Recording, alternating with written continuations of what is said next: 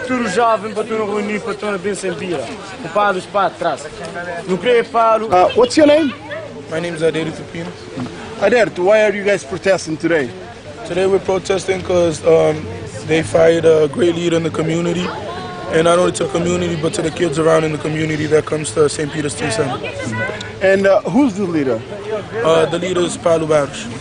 And why do you think it's important to have Paulo Barros back here? I think it's important to have him here because he supports a lot of kids. He supports with schoolwork, any problems you have at home, and anything, he'll just help you and put you on the right track.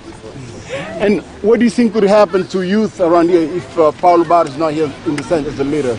I think a lot of youth is gonna, their life is gonna end short. They're not gonna come to St. Peter's no more because he's not here. They're gonna be around in the streets. They'll probably end up in a gang, and you never know what's gonna happen. So what do you want to say to the leadership of St. Peter's Teen Center? I want to say that we want Barros back as soon as possible. We want Barros back! We want Barros back! We want Barros back! We want Barros back! We want Barros back! We want Barros back! Lenira Correia. Lenira, você botaste Paulo foi despedido sem explicar a razão pública para que despediu. Você botaste disso? É uma coisa que as fazem foi injusto para morrer. Barros sempre foi grande líder para nós. Jura no teu, que só nós que jura, jura toda a comunidade. Foi grande líder. Nem que explica alguém para morrer que foi despedido. É uma coisa que as fazem que foi direito.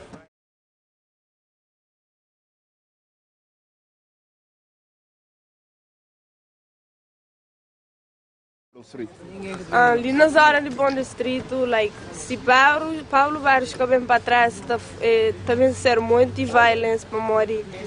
Without Barros, the kids won't be here, they're not gonna come here like they used to be, and it's gonna be worse. They were protesting, according to the youth, because Paulo Barros was let go without any apparent cause or no explanation to the youth. Well, there was no explanation because we can't explain. Obviously, we've got confidentiality agreements with employment issues that we can't say anything about the reason why Paulo was let go. The youth were saying that they want Paulo Barros back. So what do you think is the implication of at this center and in this community, since most of the youth see him as a leader and somebody that inspired them to, do good and be at the center? Right. Now, I've been over here 3 times in the last 4 or 5 days, and I've talked to some of the youth myself.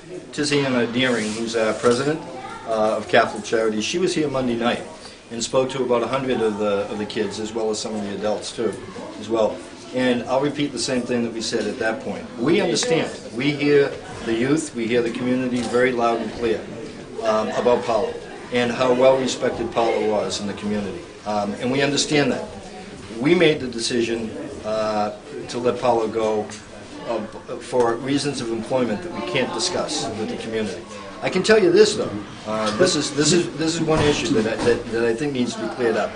Because I was talking to a reporter earlier today, too, as well, for a newspaper report. And I want to make very clear that Paulo has committed no crimes.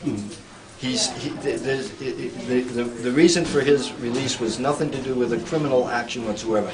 It was an employment policy decision made by Catholic Charities. Is that possible just to your commitment with the community here, do you think that at least the parents and the kids should at least know the basics so understand? Because to them, everybody's saying in the community that it's an unfair decision and it will hurt the community here because it's like the Cape Verdean is looking at it like you guys are turning back to us. So, what do you think that at least you could give them a general explanation without going into details? We, Catholic Charities, are 100% committed to this teen center and to this community.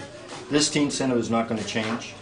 It's going to continue to have the type of programs that the community wants us to have. We'll meet with community groups, all right, and we already started that process. And I think what Tiziana said this week, is that we will intend to come out and meet with the community again. So, here we are in front of the community. Do you think that the Cape Verdean may deserve at least a general explanation about because everybody is upset. They are very angry. We hear you. And We you hear know, you. at least don't you think that they deserve to know what's happening? Well, I just told you exactly what was happening. The thing I cannot explain and I cannot tell you because of confidentiality and for legal reasons.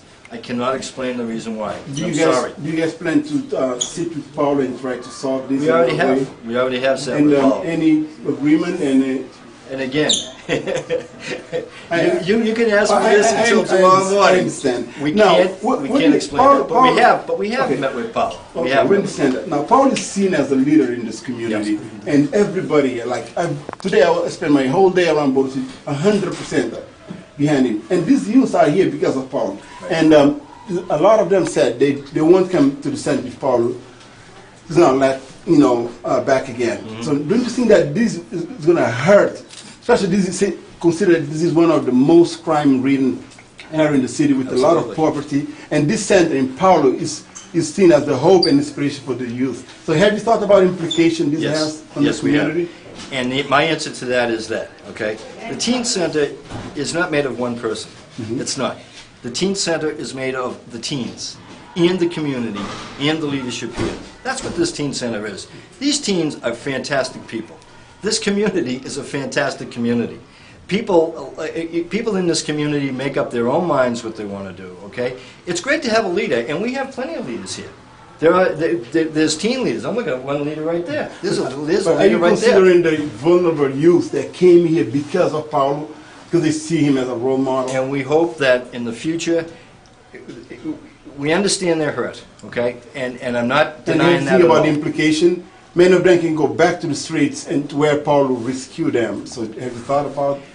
I think that's an unfair thing to say. I mean, that's what they are saying. A lot of I them- know that, and I understand that. But if one person is going to then throw everybody back on the streets, I just don't think that's right. I think that these teens have a lot more intelligence and a lot more free will than to say because one person isn't here, we're going to go back on the street and do these things. Now, so what's the message that you want to leave to the Cape Verdean community and Paulo Barros? Not Paulo Barros, but to the community and the parents of this youth. I'll repeat it again. Catholic Charities, which I represent, is 100% committed to this teen center. We've put a lot of time and energy into this teen center. We love this community. We love these kids.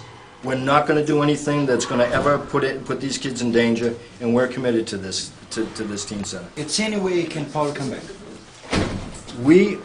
I'll repeat exactly what Tiziana said the other night, okay? We've gotten so much feedback from the community and so much feedback from the Teen Center. And we have meetings today, and we've had meetings over the last couple of days. Remember now, we've only been here since Monday. We came on Monday night. We have a lot to think about, and we continue to think about it. So, to answer your question about whether Paulo comes back or not, we are still thinking, okay? Thank you very much. Thank you.